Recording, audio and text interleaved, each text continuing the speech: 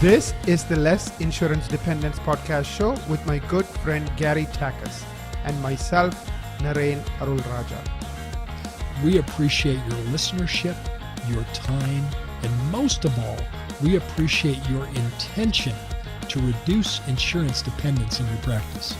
Our goal is to provide information that will help you successfully reduce insurance dependence and convert your practice into a thriving and profitable dental practice that provides you with personal, professional, and financial satisfaction.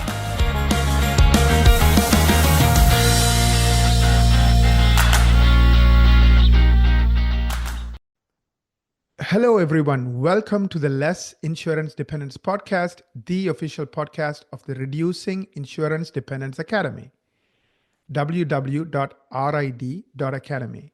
Membership to the Academy is a gift from Gary and I in appreciation for your listenership. Visit rid.academy and please do not forget to register. By registering, you will have access to all of our resources and a free pass to all of our events, including our annual summit. I am Naren, your co-host. Today's podcast is titled The Importance of Marketing in Advance When You Resign from PPO Plans. Before we jump into today's topic, I have a quick announcement to make. We have our Thriving Dentist Mini Summit. This is a 2-hour and 10-minute event starting at 7 p.m. Eastern Time on the 5th of March. So this is evening on the 5th of March. And the topic we'll be covering is how to successfully build and grow a dental practice in 2025. We have some amazing speakers, of course, including Gary. And the link you would go to sign up and also benefit from the 2 hours of CE is thrivingdentist.com/events. This is something we are looking forward to. Hopefully you would be able to make it. Just, mark that time. It's going to be really a valuable event where you're going to learn a ton. Any comments, Gary? Yeah, I'm excited about that event. We're doing this early enough in the year so it can kind of set the stage for making 2025 your best year yet. Come join us. We're going to have a panel of people that we know that can help you develop a successful practice. And you get 2 hours of CE and lots of useful information you can apply the next day. Come join us. Absolutely. So let's jump into today's conversation, the importance of marketing in advance when you resign from PPO plans. I'll start by talking about the 3 key points we're going to be making, and then Gary will be really focusing on the first point, and I'll jump in on the second, and let's just have some fun. So the 3 important lessons that we want to leave you with on this episode of why you want to market in advance is have some goals for 2025. Some goals in terms of where you want the practice to be. Gary's going to comment on that. And also have some goals in terms of new patients you want to see versus what you're currently seeing on a monthly basis. The second strategy we are going to dive into is the idea of coming up with a marketing plan that is well thought out and implementing it and setting some, again, specific metrics around that marketing plan for 2025. And finally, if you are on this track, you at least want to set a target of resigning from one PPO plan. And again, Gary will add some color to it. Gary, let's start by talking about setting goals. Well, even before that, I want to back up and explain how important this is. A mistake that many dentists make when they're in network is they don't need marketing because they're already paying Delta Dental hundreds of thousands of dollars to provide you new patients. Right. And so you don't need it. And in fact, it's something that's sort of out of sight, out of mind. Naren, what happens to muscles when you don't use them?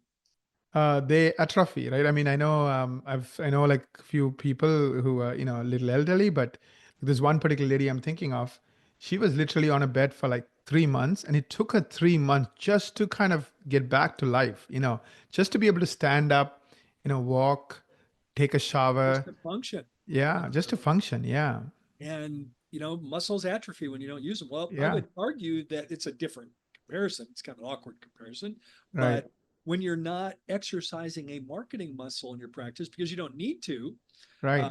Because you've gone the easy route of just signing up for the PPO plan and paying them 45 to 50% of your revenue to provide you patients, you don't need to market. You have nowhere to put them. 100%. But the problem is when you go out of network, you're going to lose patients. Read my lips. I'd love to tell you there's a way to do it and not lose any patients. I'd love to tell you that, but I'm not because I've never seen it happen. You're Yeah. going to lose patients. And so you've got to be proactive. You got to be a planning minded. You got to be proactive. And the best way to counteract any loss of patients, first of all, if you do it right, you'll lose fewer patients than you think, but you're still going to lose some. But most importantly, you're going to lose the flow of new patients that have historically come to you by being on those plans because that dries up as soon as you resign. So you've got to have a way to replace them. And that's why, Naren has suggested, tip number one, set a goal.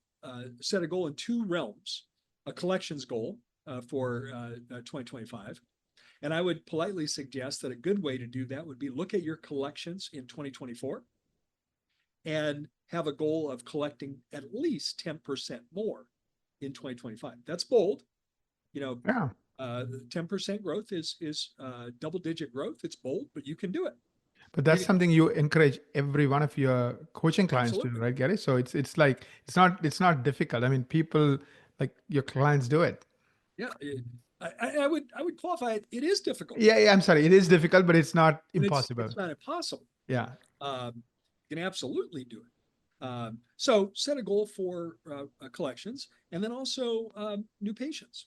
And think about it. Remember, as soon as you resign from the PPO plan, um, you will lose that flow of new patients from the plan, and we have to replace the ones you lose. And so marketing all of a sudden, becomes that muscle that maybe has atrophy that you now need.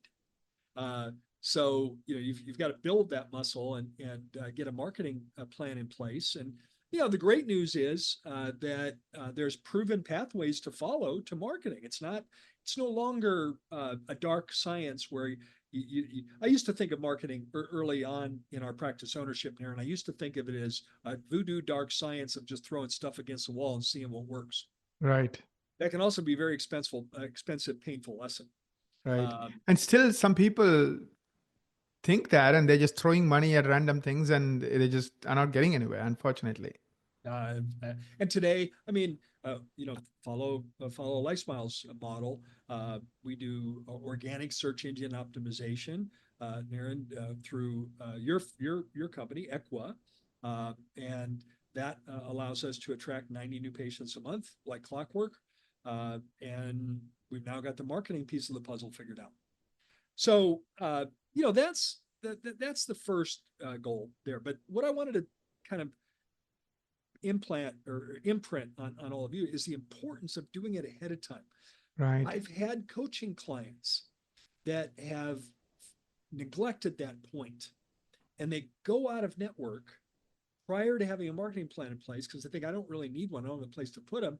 And all of a sudden the schedule goes from being booked out way too far to looking like Swiss cheese because they haven't proactively solved it. And if we have to go back and correct that, that's a longer, more painful, more expensive lesson than doing it proactively ahead of time. Imagine, Naren, that you're going to do a half marathon. Our listeners will know that I'm an avid marathoner, half marathon. I do endurance. I'm an endurance athlete. Imagine you doing a half marathon and deciding, I'm going to train for it. And I'm going to, I've got really good intentions. I'm following an 18-week training plan, and I'm going to be, all ready for that half marathon. And then all of a sudden, life, family, business gets in the way, and your training plan goes out the window. But you say, "I'm still going to do it. I think I can still do it." How do you think that's going to turn out there?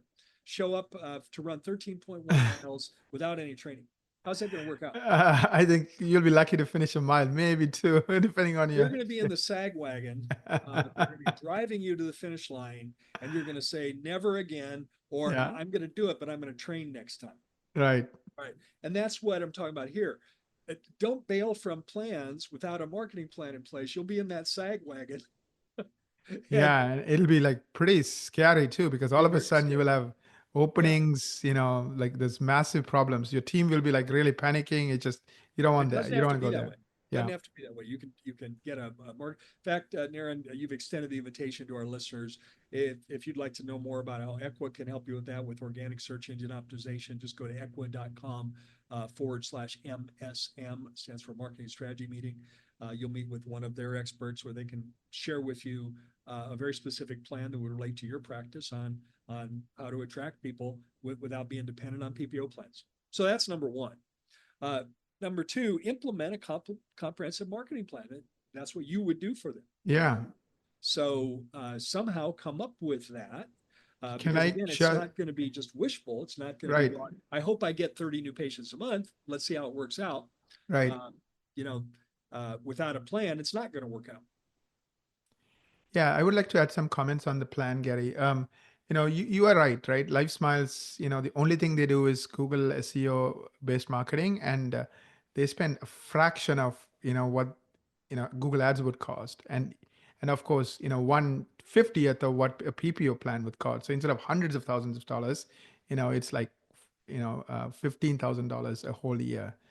So it's really, really That's our entire marketing budget, right. all inclusive. Uh, and I'm thrilled with that. I'm thrilled with 90 new patients a month. I'm also thrilled with the results that we see from that. It allows us to grow by at least 10% every year. Um, it, it's something I wish every practice had. Absolutely. And one of the goals you want to set as part of that is, are you in the top 5% of SEO or not?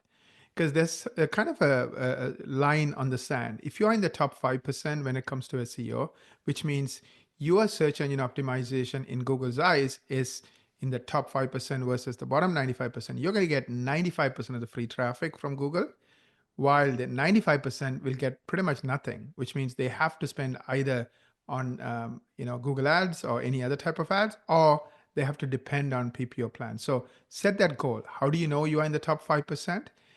You will rank for 100 keywords and phrases on page one, which is the first 10 results of Google, for at least 100 different keywords and phrases. So set that goal as a 12-month goal from the time you start on this journey. And if you're able to achieve that, you now, like Gary used the phrase, will have a strong organic marketing muscle, SEO muscle. And And by that having muscle organic, will serve by, you forever. by having organic, the difference between organic and paid is that organic is free. You've Right. earned it. You're not paying Google. You earn it. Um, but paid advertising is just what it sounds like. Pay per click, PPC, Google AdWords is paid. Um, and you can pay Google for that, or you can earn it. Well, it's a lot less expensive to earn it, and it's a lot more effective because people that find you via SEO, search engine optimization, um, there's a built-in bias towards a paid ad because of Right. course the ad's going to say you're great because you pay for it. So there's a built-in bias to having people find you through your earned ranking as opposed to simply buying an ad.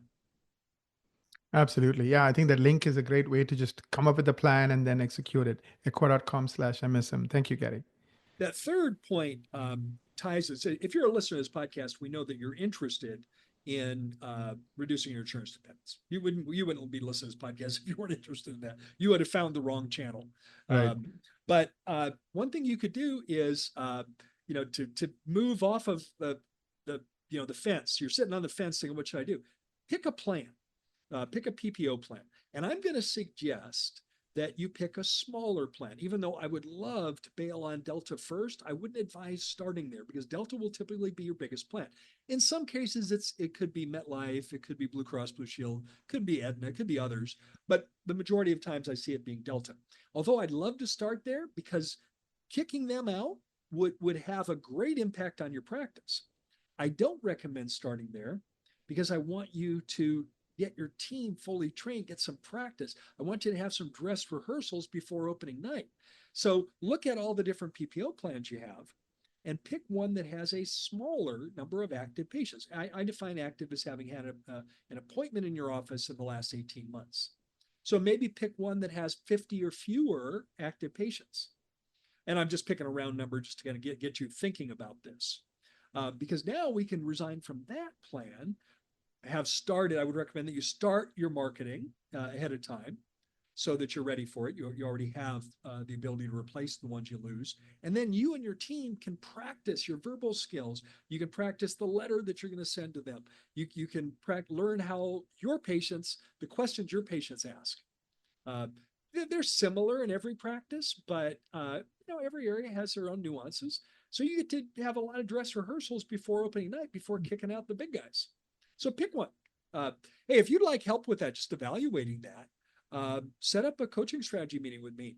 And we can look at your plans together, and I could share with you the order that I'd recommend.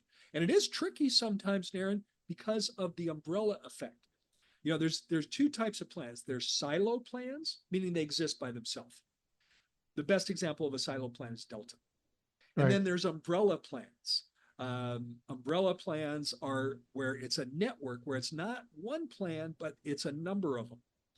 And you want to be careful about resigning from an umbrella plan first, because it's likely that would involve many, many, many patients. Because you may think that United Concordia is a silo, but in fact, it's an umbrella that includes 15 other plans. That would Right. not be where to start. So if you want some help sorting that out, just go to thrivingdentist.com/CSM, stands for coaching strategy meeting. It opens up a link to my calendar. You'd schedule a meeting and be prepared, come to the meeting with some information about your plans. And I could help you sort that out. We don't charge for that. It's a courtesy we offer to our listeners.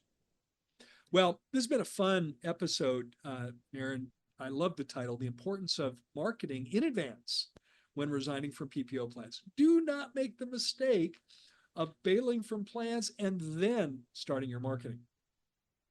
It'll be more expensive, it'll be more painful, and it'll take longer if you do that. So do it in advance. And I love that analogy.